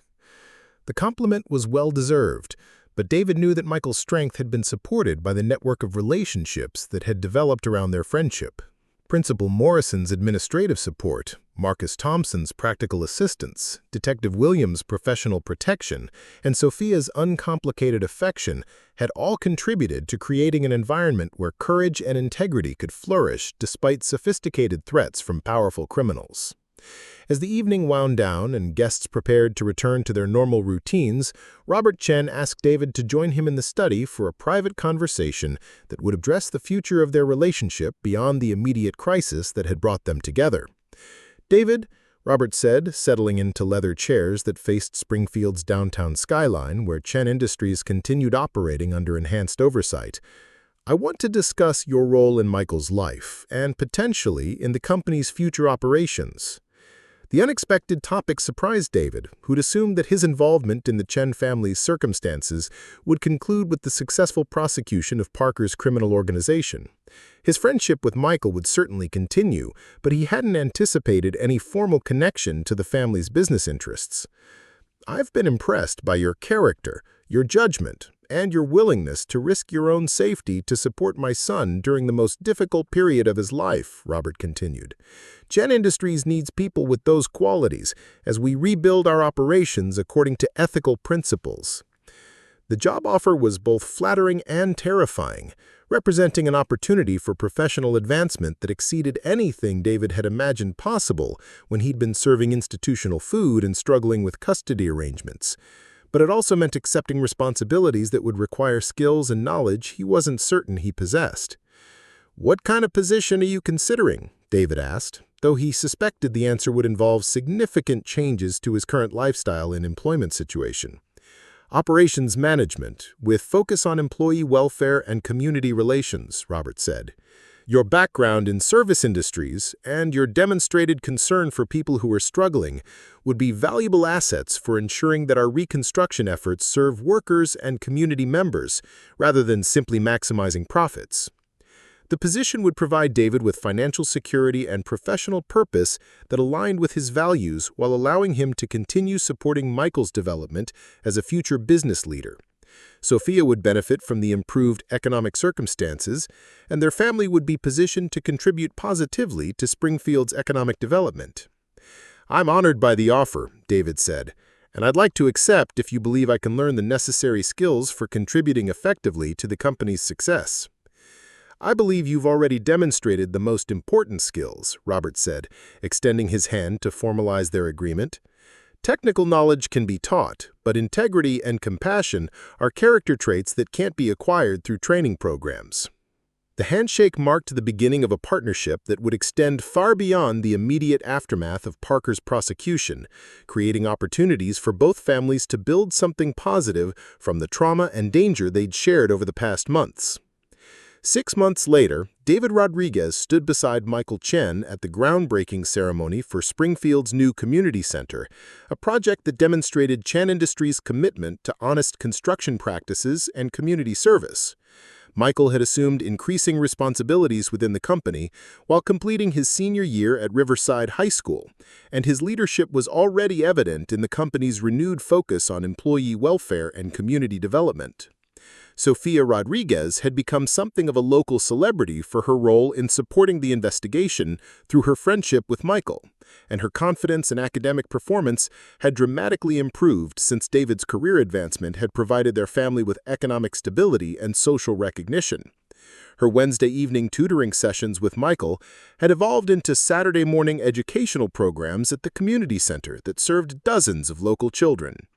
The prosecution of James Parker and his criminal organization had resulted in the longest sentences ever imposed for public corruption in Ohio's history, with restitution payments that would fund infrastructure improvements throughout the affected communities for the next decade. The case had become a model for federal law enforcement agencies investigating similar fraud schemes in other states. Marcus Thompson had accepted a position as Chen Industries facilities manager, applying his institutional knowledge and practical experience to ensuring that all company operations met the highest standards for safety, efficiency, and worker satisfaction. His transition from school cafeteria management to corporate facilities oversight demonstrated the kind of opportunity creation that ethical business practices could provide for dedicated employees. Principal Morrison frequently cited the Chen investigation as an example of how educational institutions could serve as early warning systems for criminal activity that threatened community welfare, and Riverside High School had implemented enhanced procedures for recognizing and reporting suspicious behavior that might indicate systematic fraud or intimidation. Detective Williams had been promoted to lead a new task force focused on corporate crime investigation, and her expertise in recognizing patterns of systematic fraud had been recognized through federal law enforcement training programs that were being implemented nationwide. Dr. Jennifer Liu continued working with families affected by white-collar crime, helping victims rebuild relationships in communities that had been damaged by systematic fraud and intimidation. Her therapeutic approaches had been adopted by victim services programs throughout the region. But perhaps the most significant transformation had occurred in Michael Chen himself, who discovered that his experience with blindness and social isolation had provided him with unique insights into community needs and inclusive design principles. His involvement in Chen Industries' reconstruction had focused particularly on ensuring that company projects served people with disabilities and created opportunities for community members who'd been marginalized by traditional business practices. "David," Michael said, as they watched construction equipment break ground for the community center that would serve Springfield's residents for generations to come.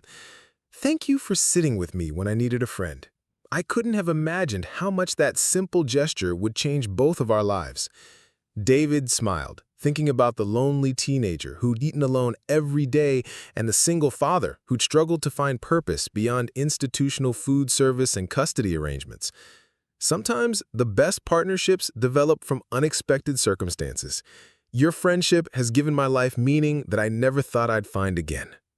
The community center would include recreational facilities, educational programs, and support services that addressed needs that had been identified through systematic community outreach rather than assumptions about what people required. Michael's leadership in the design process had ensured that accessibility and inclusion were fundamental principles rather than afterthoughts, creating a model for development projects throughout the region. As the groundbreaking ceremony concluded and participants began moving toward the reception that Chen Industries had organized to celebrate the project's launch, David reflected on the chain of events that had transformed a simple lunch conversation into a community transformation initiative that would benefit thousands of families over the coming decades. Sofia Rodriguez ran toward them across the construction site, her enthusiasm undimmed by the formal nature of the ceremony, carrying a handmade card that thanked Michael for being the best almost big brother anyone could ask for. Her affection for him had never wavered, even during the most dangerous periods of the federal investigation, and her friendship had provided him with emotional anchoring that complemented the adult support he'd received from law enforcement and family counselors. Robert Chen joined them as the crowd began dispersing, his satisfaction evident despite the exhaustion that still marked his features months after the conclusion of the criminal trials. "Michael, I'm proud of what you've accomplished in rebuilding our company's reputation and commitment to community service. Your grandfather would be amazed by what you've achieved." The praise was well-deserved, but David knew that Michael's success reflected the support network that had sustained him through trauma and challenge while providing opportunities for growth and service that transformed personal suffering into community benefit. Friendship, family, professional mentorship, and community connection had combined to create possibilities that none of them could have achieved independently. As they walked toward their cars in the early evening light that painted Springfield's skyline in shades of gold and amber, David realized that his decision to ask, "Mind if I sit here?" had answered a question he hadn't known he was asking about his own capacity for courage, purpose, and meaningful connection with people who needed exactly what he was able to provide. The Chen family story would continue evolving as Michael Chen assumed greater leadership responsibilities and as their business success enabled expanded community service initiatives. But the foundation had been established through simple human kindness offered at a moment when it was most needed and least expected. Sometimes extraordinary change began with ordinary gestures made by people who understood that isolation was a problem that could be solved through consistent presence and genuine care, regardless of the complexities that surrounded individual circumstances or the sophistication of the threats that might emerge from choosing compassion over convenience. The morning sun streamed through the floor-to-ceiling windows of Chen Industries' newly renovated headquarters as Michael Chen prepared for the most important presentation of his young career. At 19, he had spent the past year transforming his family's construction company from a business tainted by criminal association into a model of ethical corporate citizenship that other companies throughout Ohio were studying and attempting to replicate. Today's board meeting would determine whether his proposal for a revolutionary accessibility initiative would receive the funding and support necessary to change how infrastructure development served people with disabilities throughout the Midwest.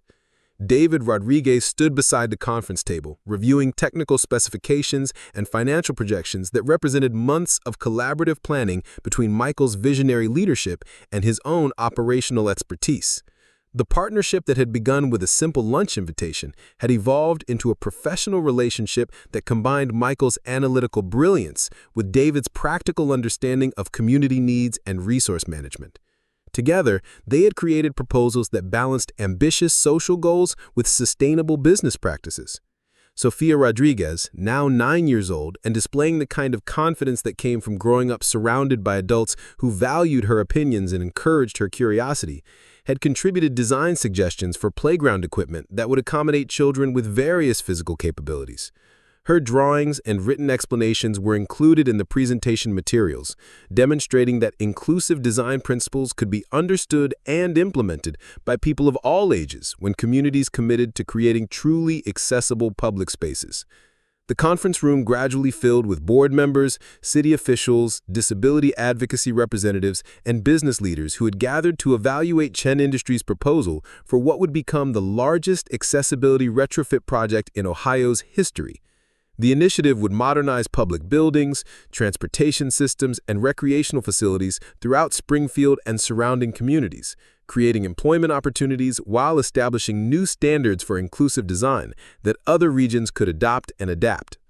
Robert Chen entered the conference room carrying himself with the renewed vigor of someone who had reclaimed his professional reputation through honest work and community service. The past 18 months had aged him in some ways, marking his features with the stressed lines that accompanied whistleblowing and federal testimony, but they had also restored his sense of purpose and moral clarity. His son's leadership in rebuilding the company had exceeded his most optimistic expectations. "Ladies and gentlemen," Robert began, calling the meeting to order with the confident demeanor that had characterized his business leadership for 2 decades. Today, we're here to discuss an initiative that will demonstrate Chen Industries' commitment to creating infrastructure that serves every member of our community, regardless of physical capabilities or economic circumstances.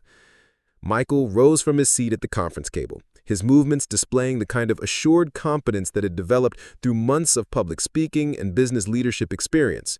His white cane rested against his chair, but his posture and voice projected authority that had nothing to do with his visual status and everything to do with his thorough preparation and passionate commitment to the project they were proposing. 2 years ago, I ate lunch alone every day at Riverside High School. I was isolated not because of my blindness, but because our community lacked systems for including people whose experiences differed from assumed norms. The personal introduction established Michael's credibility as someone who understood exclusion from lived experience rather than theoretical knowledge, lending authenticity to his proposals that no amount of academic research could have provided. David watched the board members' faces, noting how Michael's directness about his own challenges created immediate emotional connection with people who might otherwise have approached accessibility issues as abstract policy considerations. David Rodriguez, our operations director, changed my life by asking a simple question. "Mind if I sit here?" Michael continued, gesturing toward David with genuine affection and professional respect. That question taught me that inclusion requires intentional action by people who recognize that current systems don't serve everyone equally. David felt pride building in his chest as he listened to Michael describe how their friendship had influenced his understanding of community responsibility and business ethics. The teenager, who had once seemed resigned to isolation, had become a confident leader, whose vision for inclusive development was attracting attention from urban planners and disability advocates throughout the region. Our accessibility initiative represents more than compliance with federal regulations, Michael said. Activating the presentation display that showed architectural renderings, financial projections, and implementation timelines that had been developed through consultation with dozens of experts and community representatives. We're proposing fundamental redesign of public infrastructure to ensure that accessibility is integrated into every aspect of planning and construction rather than added as an afterthought.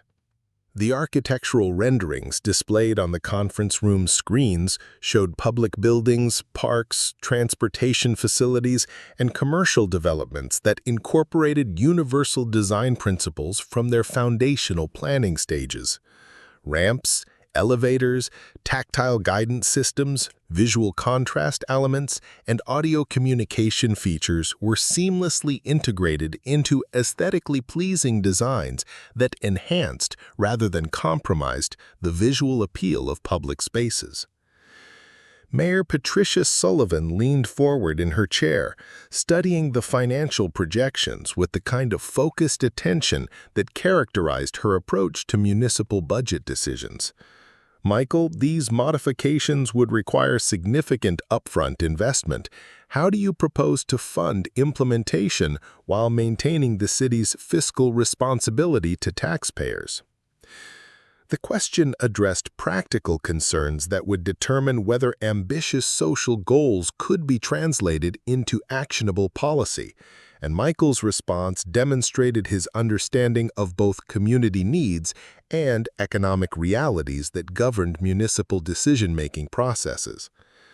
Federal accessibility compliance grants will cover approximately 40% of initial costs, Michael explained, consulting detailed financial analysis that David had helped prepare through coordination with federal agencies and nonprofit organizations that supported disability rights initiatives.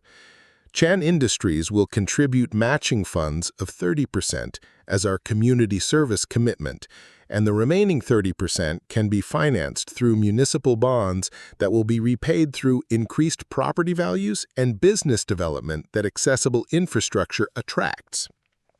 David added supporting information about similar projects in other cities that had generated economic development and tax revenue increases sufficient to justify their initial investment costs. Communities that have implemented comprehensive accessibility improvements have experienced average property value increases of 15% and small business development increases of 25% within 3 years of project completion. The economic arguments were compelling, but Michael understood that lasting change required emotional and moral commitment that went beyond financial considerations. His presentation included testimony from community members with disabilities who described how inaccessible infrastructure limited their employment opportunities, education access, and social participation in ways that created hidden costs for families and social service systems. Mrs. Anderson from our Disability Advocacy Council wanted to be here today, but the courthouse building where these meetings are held lacks adequate elevator access for her wheelchair. Her absence represents exactly the kind of exclusion that our initiative is designed to eliminate. The observation created uncomfortable recognition among board members and city officials who hadn't previously considered how their own meeting locations might prevent community participation by people whose input was most relevant to accessibility planning decisions. Simple logistics often created barriers that seemed invisible to people who didn't experience mobility limitations or sensory impairments. Dr. Amanda Foster, who directed Springfield's Independent Living Center and had worked with Michael to develop community outreach strategies, addressed the group via video conference from a location that provided the technological accessibility she required for professional participation. Her presence demonstrated how accommodation could enable meaningful inclusion when organizations committed to creating multiple pathways for engagement. Michael Chen's leadership in this initiative represents exactly the kind of community partnership that creates lasting change, Dr. Foster said, her expertise in disability policy lending credibility to the project's theoretical foundations. His personal experience with exclusion and inclusion has informed practical solutions that address real barriers rather than assumptions about what people with disabilities need. The endorsement from a respected advocacy professional strengthened Michael's position with board members who might have questioned whether a 19-year-old possessed sufficient experience for managing such a complex and expensive initiative. But his collaboration with established experts demonstrated the kind of coalition building that characterized effective social change efforts. City Councilwoman Janet Martinez raised concerns about implementation timelines and coordination with existing construction projects that were already straining municipal oversight capacity.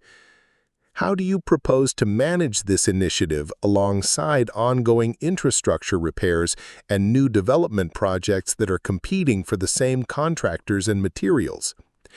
David stepped forward to address the operational questions that fell within his area of expertise as someone who understood both construction logistics and project management requirements. We've developed a phased implementation plan that integrates accessibility improvements with scheduled maintenance and renovation projects, reducing overall costs while minimizing disruption to community services.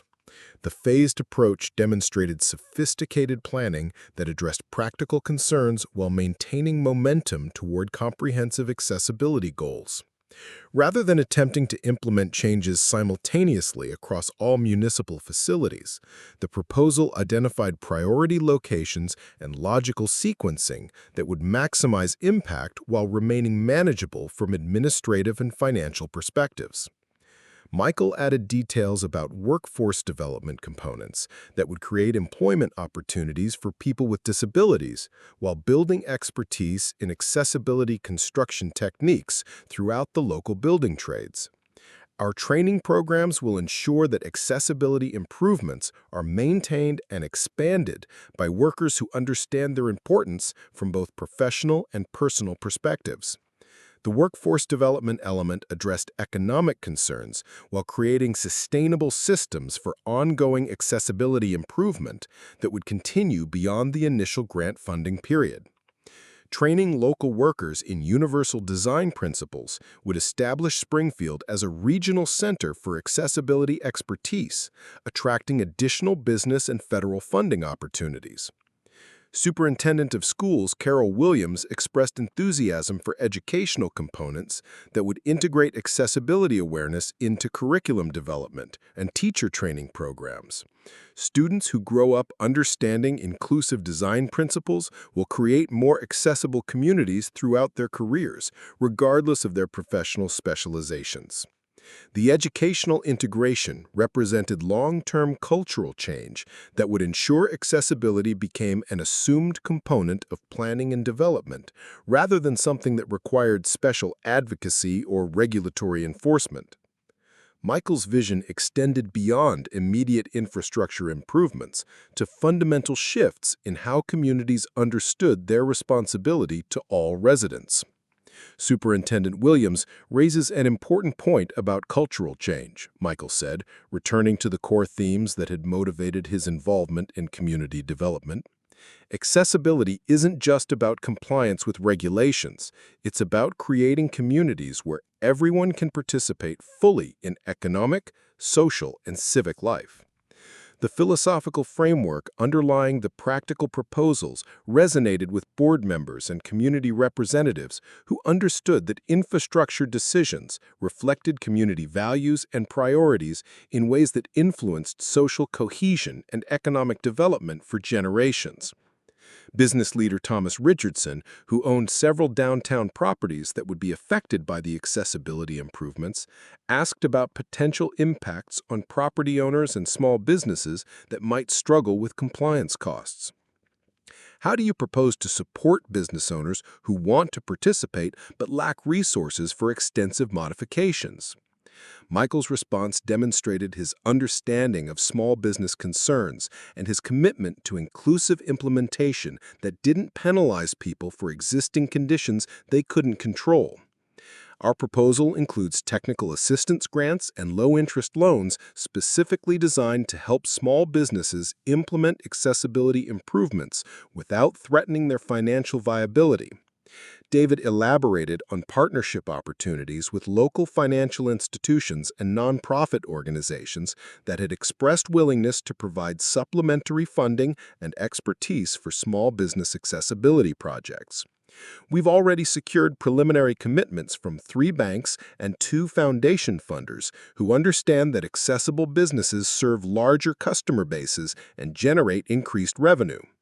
The collaborative approach addressed concerns about unfunded mandates while creating incentives for voluntary participation that would accelerate adoption of accessibility improvements beyond minimum legal requirements.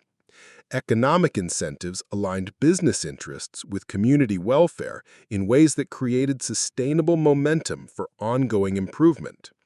Sofia Rodriguez had been quietly observing the adult discussions from her seat near the back of the conference room, but she raised her hand with the kind of serious expression that preceded her most insightful observations. Michael noticed her gesture and invited her to share her perspective with the formal courtesy that had characterized his interactions with her since their first tutoring session. I just wanted to say that when the playground at my school got fixed so my friend Emma could use her wheelchair on it, more kids started playing together, Sofia said, her 9-year-old directness cutting through complex policy discussions to essential human truths. Making places accessible makes people more friendly to each other. The observation from a child who had witnessed accessibility improvements in action provided powerful testimony about social benefits that extended beyond individual accommodation to community cohesion and childhood development. Sofia's comment shifted the discussion from technical considerations to fundamental questions about what kind of community Springfield wanted to become. Michael smiled at Sofia's contribution, understanding that her perspective represented exactly the kind of cultural change that would determine whether accessibility initiatives succeeded in creating lasting social transformation. Sofia's experience demonstrates that accessibility benefits everyone, not just people with disabilities. The presentation concluded with detailed implementation timelines, budget allocations, and evaluation metrics that would allow the community to track progress and adjust strategies based on results and changing needs. Michael's proposal included mechanisms for ongoing community input and adaptation that would ensure the initiative remained responsive to actual experiences rather than becoming rigid bureaucratic programs. Board member discussion that followed the presentation revealed strong support for the initiative's goals, combined with thoughtful questions about practical details and potential challenges. The conversation demonstrated exactly the kind of thorough consideration that Michael had hoped to generate through comprehensive preparation and collaborative planning. Michael, said Board Chairman William Foster, your proposal represents the most thoroughly researched and thoughtfully designed community development initiative we've reviewed in recent years. The board is prepared to approve initial funding for the pilot phase, with expansion dependent on demonstrated results and continued community support. The approval represented validation of months of preparation and collaborative planning. But Michael understood that implementation would require sustained effort and continued community engagement over several years. Real change happened gradually, through persistent work, rather than dramatic announcements, and his role would be ensuring that ambitious goals translated into practical improvements that served real people. David felt profound satisfaction as he watched Michael accept congratulations from board members and community representatives who had been impressed by his leadership and vision. The lonely teenager who had eaten alone in the school cafeteria had become a confident leader whose work was attracting attention from urban planners and disability advocates throughout the region. As the formal meeting concluded and participants began discussing implementation details in smaller groups, Robert Chen approached David with obvious pride in his son's accomplishments and gratitude for the friendship that had helped make Michael's transformation possible. "David," Robert said, "I can never adequately thank you for what you've done for Michael and for our family. Your friendship gave him the foundation he needed to become the leader he was always capable of being." David accepted the gratitude while understanding that Michael's success reflected his own character and determination more than any external support he had received. Michael had the strength and vision all along. He just needed someone to sit with him while he figured out how to use those qualities for something meaningful. The simple truth about friendship and support resonated with both men as they watched Michael continue discussing technical details with city officials and advocacy representatives who were already planning next steps for implementation. His confidence and expertise were evident in every interaction, demonstrating growth that went far beyond adaptation to blindness to encompass leadership skills that would serve him throughout his career. 6 months later, the first phase of Springfield's accessibility initiative had exceeded expectations for both community impact and economic development. Public buildings throughout the downtown area had been retrofitted with universal design features that served people with various physical capabilities while enhancing aesthetic appeal and functional efficiency for all users. Property values in the renovation areas had increased significantly, attracting new businesses and generating tax revenue that supported expansion of the program. Michael Chen had been invited to speak at urban planning conferences throughout the Midwest, sharing Springfield's approach with other communities that were seeking to implement comprehensive accessibility improvements. His presentations consistently emphasized that successful inclusion required collaboration between people with disabilities, business leaders, government officials, and community members who understood that accessibility benefited everyone. David Rodriguez had been promoted to Vice President of Community Development, a position that allowed him to coordinate Chen Industries' expanding social responsibility initiatives while maintaining oversight of practical operations that ensured projects were completed efficiently and sustainably. His background in service industries provided valuable perspective on customer needs and worker welfare that informed company policies and project design. Sofia Rodriguez had become something of a local celebrity for her advocacy work and her role in demonstrating how children could contribute meaningfully to community planning processes. Her friendship with Michael continued to provide both of them with emotional support and practical collaboration on educational initiatives that helped other young people understand disability and accessibility issues. The Chen family's annual holiday party had evolved into a community celebration that brought together people whose lives had been touched by Michael's leadership and the accessibility initiatives he had championed. The guest list included former adversaries who had become allies, community members whose lives had been improved by infrastructure changes, and young people who had been inspired by Michael's example to pursue their own community service goals. Marcus Thompson, who had transitioned from school cafeteria management to corporate facilities oversight, raised a toast to Michael's achievements while acknowledging the collaborative effort that had made Springfield's transformation possible. To Michael Chen, who taught us that asking, "Mind if I sit here?" can change an entire community when it's asked with genuine care and followed up with persistent action. The toast captured the essential truth about Michael's journey from isolation to leadership, emphasizing that lasting change required sustained commitment rather than momentary gestures. His willingness to transform personal experience with exclusion into systematic efforts to create inclusion had inspired similar initiatives throughout Ohio and surrounding states.